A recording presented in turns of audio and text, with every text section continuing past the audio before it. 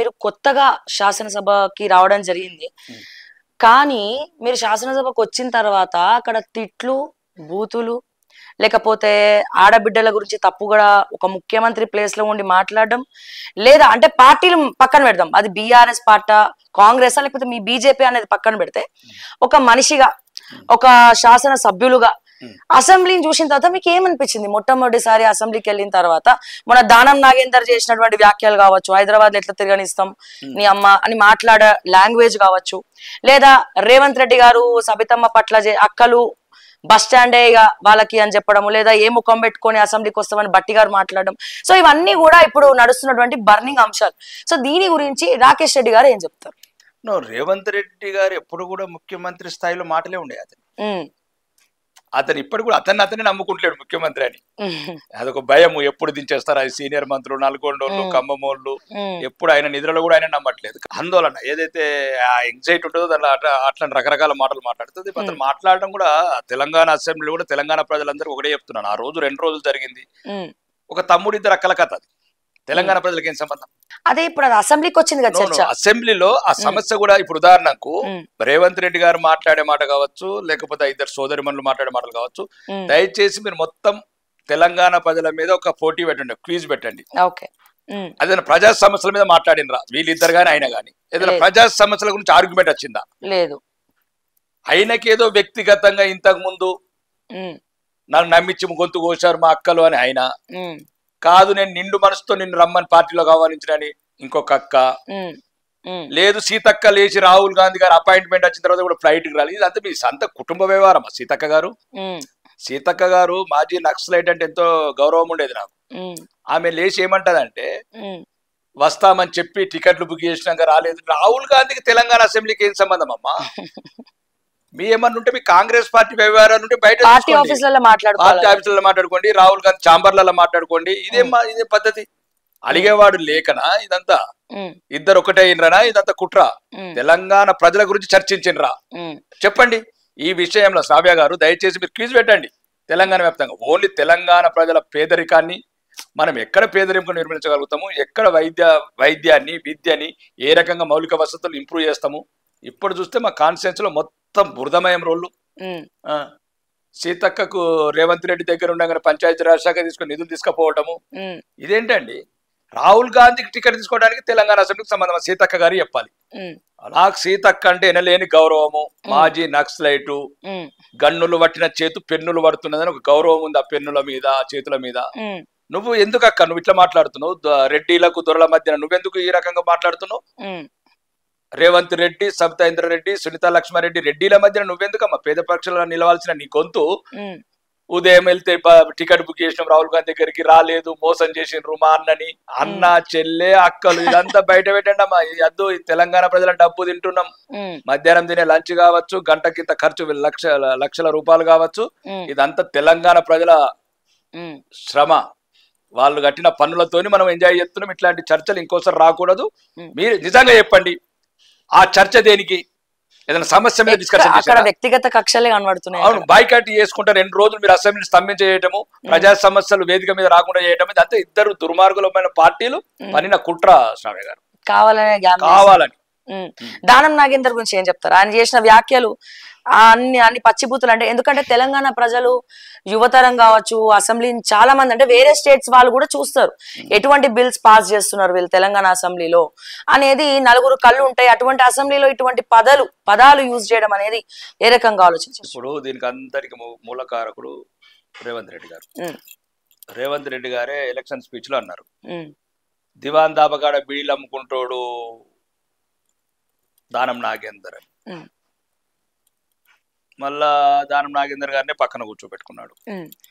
అంటే వీళ్ళన్ని నైతిక విలువలకు ఎలా తిలోదగలియాలి, ప్రజాస్వామ్య స్ఫూర్తిని ఎట్లా ధ్వంసం చేయాలి అనే భాగంలో అందరూ ఒక భాగస్వామ్యం ఇదంతా. ఓకే, దానం నాగేందర్ ఏం మాట్లాడిండు అది చట్టసభల గౌరవంకైతే మంచిది కాదు, అది శోభదేదు. మన గురించి ఇబ్బందికరంగా అనుకుంటున్నారు తెలంగాణ ప్రజలు. ఇప్పటికే అసలు విలువ లేదు రాజకీయ నాయకులకు. ఇట్లాంటి మాటల వల్ల మొత్తానికి దిగజారిపోతుంది. అది ఎవరి వాళ్ళు వ్యక్తిగతంగా ఆలోచించుకోవాలి. ఆయన కూడా సోదరుడు కూడా 6 సార్లు శాసనసభకు అయింది అంటున్నారు. మరి వాళ్ళు మాట్లాడే భాష అట్లుంటే మరి మాలాంటి కొత్తగా శాసనసభ్యులకు వాళ్ళు ఏం పాఠాలు చెప్తారు? అని వాళ్ళు ఆలోచించుకోవాలి శ్రావ్య. ముఖ్యంగా ఇక్కడ ఉన్న ముఖ్యమంత్రి గారే కొద్దిగా పదజాలం నేర్చుకోవాలి. మీకు అనిపిస్తుందా అంటే రేవంత్ రెడ్డి గారిని చూస్తే ఆయన ముఖ్యమంత్రి లాగా కనబడుతున్నారా? చాలా మంది అంటా ఉన్నారు అంటే ఆ చైర్ కి ఆయన సూట్ అవ్వలేదు అని చెప్పి చాలా మంది చెప్తా ఉన్నారు. మీరు ఏ రకంగా చూడొచ్చు?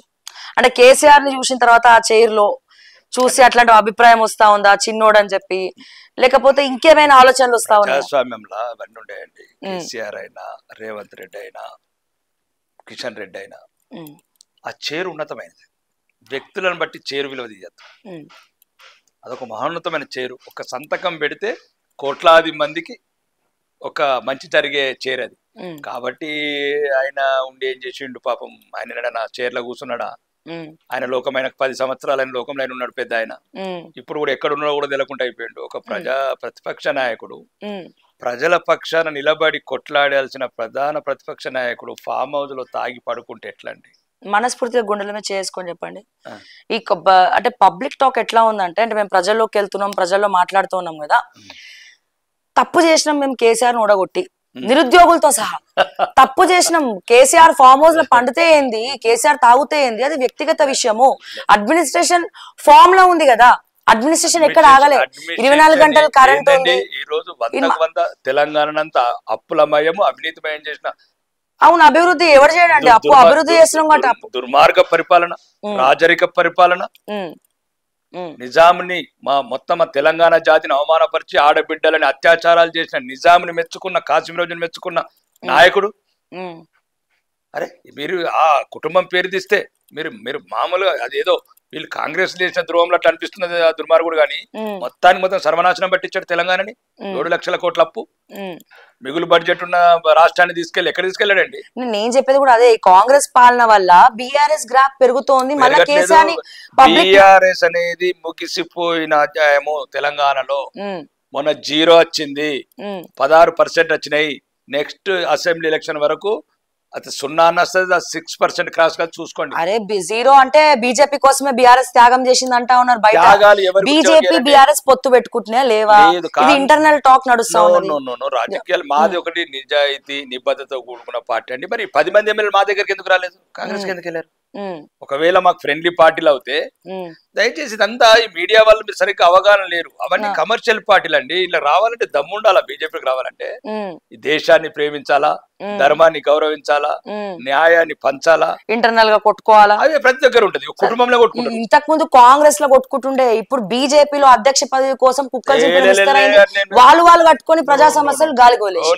అట్లేం లేదు. మరి డిసెంబర్ లో అధ్యక్ష పదవి అనుకుంటాం. ఎందుకంటే ఇప్పుడు మెంబర్షిప్ జాయినింగ్స్ ఉన్నాయి. ఇప్పుడు ఆల్రెడీ సంస్థాగతంగా దీన్ని బలంగా చేయాలి కాబట్టి ఆ ప్రక్రియ జరుగుతున్న తప్ప అధ్యక్షుడు ఏముండదండి. సార్ నేను స్ట్రైట్ గా అడుగుతున్నా సార్, ఇప్పుడు బీజేపీ అంటే హిందూయిజం ఒక్కటేనా? హిందువుల తరపున కొట్లాడాలి, అలాగే సంక్షేమ పథకాల గురించి కూడా మాట్లాడాలా, ప్రజల తరపున స్టాండ్ బై తీసుకోవాలా. సంక్షేమ పథకాలు గాలి కొదిలేశారని చెప్పి వార్తలు వస్తా ఉంటే బీజేపీ ఎమ్మెల్యేలు ఒక్కడు కూడా మాట్లాడు. ఎక్కడ మీరు తప్ప ఎవడన్నా ఉన్నాడా? ఇప్పుడు రౌండ్ టేబుల్ కాన్ఫరెన్స్ పక్కన పెడదాము. ఒక పక్క మీకు బీజేపీ నిరుద్యోగుల గురించి ఇంత పెద్ద గొడవ జరుగుతా ఉంటే మహిళా మోర్చా ధర్నాలు చేస్తారు. అక్కడ జరుగుతున్నటువంటి అంశం ఏంది, ఇక్కడ జరిగేది ఏంది? రుణమాఫీ అన్నారు, ఆ రుణమాఫీ ఎంత వరకు వచ్చింది? హెల్ప్ లైన్ పెట్టేసి వదిలేసినారు. ఆ హెల్ప్ లైన్ గురించి 8 మంది ఎమ్మెల్యేలకు గానీ మిగతా ఎంపీలకు కూడా అవగాహన లేదంటా ఉన్నారు. అలా ఏం లేదు. ఆ రుణమాఫీ అనేది సింపుల్ గా ఓపెన్ గా 420 కేసు అది. ఎందుకంటే ఏదైతే రాహుల్ గాంధీ గారి మీద, రేవంత్ రెడ్డి గారి మీద 420 కేసు పెట్టచ్చు. దాని మీద అది పార్టీ త్వరలో నిర్ణయించుకుంటది. ఎందుకంటే అక్టోబర్లో ఇచ్చిన పేపర్ యాడ్లో రుణమాఫీ రైతులకు 2 లక్షల వరకు రుణమాఫీ అన్నారు తప్ప షరతులు వర్తిస్తాయని ఎక్కడ పెట్టలేదు. Terms and conditions. Rahul Gandhi కూడా ఎక్కడ లేదు. ఆయన చెప్పేటప్పుడు కూడా ఎక్కడ కూడా షరతులు వర్తిస్తాయని చెప్పలేదు. ఈ కండిషన్స్ వాళ్ళకి అవుతాయని. మూడోది నా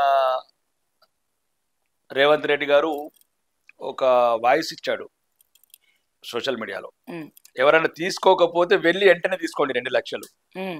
అతను చెప్పేటప్పుడన్నా చెప్పాలి ఈ కండిషన్లు వర్తిస్తాయి, మీకు కారు ఉంటే రాదు, బంగ్లు ఉంటే రాదు, ఐటీ ఉంటే ఏదో సమ్ టర్మ్స్ అండ్ కండిషన్స్ పెట్టారు. చెప్పాలా? కుటుంబానికి ఒక్కరికే అన్నారు. మళ్ళీ నేనేమంటున్నానంటే ఇవన్నీ మీరు అందరికీ అని చెప్పిన తర్వాత ఇప్పుడు రాహుల్ గాంధీ గారి మీద, రేవంత్ రెడ్డి గారి మీద 420 కేసు వేయాలని మేము ప్లాన్ చేస్తున్నాము. ఒకవేళ ఎవరైపోతే వ్యక్తిగతంగా నేను వేస్తాను రాహుల్ గాంధీ మీద, రేవంత్ రెడ్డి మీద. ఎందుకంటే రైతులను నిండా ముంచిండ్రు. 70 లక్షల రుణ ఖాతాలు ఉన్నాయి. 70 లక్షల మంది రైతులు రుణ ఖాతాలు అంటే రైతులు అనుకోండి. ఇద్దరా కుటుంబానికి ముగ్గురా ఒకరా అది పక్కన పెడితే 66 లక్షల మంది రైతు బంధు కింద బెనిఫిషియర్స్ ఉన్నారు. ఇది 70 లక్షల రుణాలు తీసుకున్నారు. అంటే 60 లక్షలు నువ్వు కన్ఫర్మ్ అయినట్లే రైతు బంధు కింద. కాబట్టి 70 లక్షల మందికి నువ్వు రుణమాఫీ వేయాల్సిందే. అది మీరు చెప్పిన కండిషన్స్ ప్రకారం, మీరు ఇచ్చిన పేపర్ యాడ్స్ ప్రకారం, రాహుల్ గాంధీ గారు ఇచ్చిన ఏదైతే ఉవ్వులీరుతున్నాడో, హిందువులందరినీ అవమానపరిచి దేశ ప్రధాన పదవి అధిరోహించాలని ఉవ్వులీరుతున్నాడో మా జాతిగాన అతని మీద రేవంత్ రెడ్డి గారి మీద 420 కేసు మాత్రం వేయాలి పక్క. ఎందుకంటే ఇప్పటి వరకు సుమారు 12,000 కోట్లు మాత్రమే డిస్ట్రిబ్యూషన్ చేశారు.